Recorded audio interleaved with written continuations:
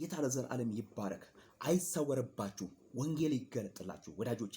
ወንጌል የተገለጠለት ሰው ስለ ወንጌል ያወራል። ወንጌል ያልተሰወረበት ሰው ስለ ወንጌል ያወራል። አይሰወርባችሁ፣ ጌታ ፊቱን አይሰወርባችሁ ወዳጆቼ። በማህበራዊ ሚዲያ ላይ ይህንን ቃል የምትሰሙ የእግዚአብሔርን ምሕረት ማውራት ከእናንተ አይሰወርባችሁ። የእግዚአብሔርን ታላቅነት ማውራት ከእናንተ አይሰወርባችሁ። በፊቱ ማጠብ ከእናንተ አይሰወርባችሁ። ነውር የሌለውን መስዋዕትነት ማቅረብ ከእናንተ አይሰወርባችሁ። ፊቱን መፈለግ አይሰወርባችሁ፣ አይጥፋባችሁ፣ አይደበቅባችሁ። ምክንያቱም ፊቱ ያልተሰወረበት ሰው እግዚአብሔር ፊቱን ከሱ ያልሰወረበት ሰው ስለ እግዚአብሔር ተናግሮ አይጠግብም። ስለ እግዚአብሔር ወንጌል ሰብኮ አይጠብቅም። በየአደባባዩ በመውጣት በመግባት ወንጌል መናገር አለ። ትውልድ አልዳንም፣ ትውልድ አልተረፈም። ሰው ለራሱ ብቻ እየኖረ ያለው፣ ሰው በገዛ ፍቃዱ እየኖረ ያለው፣ እንደ ኖህ ዘመን ሰው በራሱ ፍቃድ እየወጣ እየገባ፣ አንዱ ሲያገባ፣ አንዱ ሲፈታ፣ አንዱ እግዚአብሔርን ሲያስቀይም፣ አንዱ እግዚአብሔርን ሲያሳዝን፣ አንዱ እግዚአብሔርን የማይመቸውን ነገር በእግዚአብሔር ሲናገር እንደዚያ ነው ያለው። ግን በዚያው መሃል ወንጌል የሚሰብኩ ሰዎች ብልጦች ናቸው። በዚያው መሃል እንደ ኖህ የእግዚአብሔርን ድምፅ ሰምተው መርከብን የሚሰሩ መትረፊያን የሚሰሩ ለትውልድ መትረፊያ፣ ለሕፃናት፣ ለአዋቂ፣ ለትውልድ ለሰው ልጆች መትረፊያን የሚሰሩ እነሱ የተባረኩ ናቸው። መትረፊያውም ደግሞ እግዚአብሔር አብ በፍቅር ለኛ አሳልፎ የሰጠን ልጁ ኢየሱስ ክርስቶስ ነው።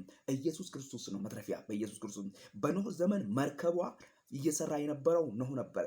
ዛሬ በእኛ ዘመን ደግሞ መርከባችን ኢየሱስ ነው። አየህ፣ መርከባችን ውስጥ ለመግባት ጽድቅ ማድረግ አለብን። መርከባችን ውስጥ ለመግባት እግዚአብሔር የሚጸየፈውን ነገር መጸየፍ አለብን። መርከባችን ውስጥ ለመግባት በእግዚአብሔር ፊት መድከም አለብን። በእግዚአብሔር ፊት ፊቱን መፈለግ አለብን። ዕለት ዕለት ፊቱን መፈለግ አለብን። ዕለት ዕለት በጸሎት መሆን አለብን። ዕለት ዕለት በእግዚአብሔር ፊት መሆን አለብን። ዕለት ዕለት እርዳን ማለት አለብን።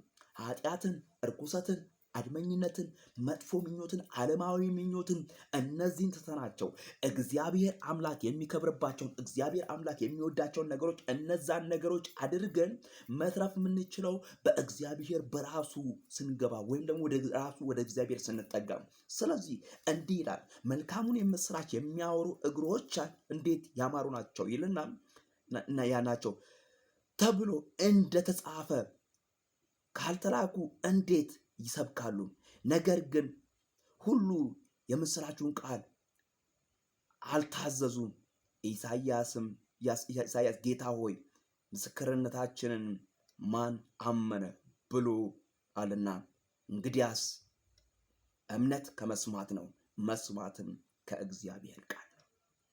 እንግዲያስ እምነት ከመስማት ነው፣ መስማትስ ከእግዚአብሔር ቃል ነው።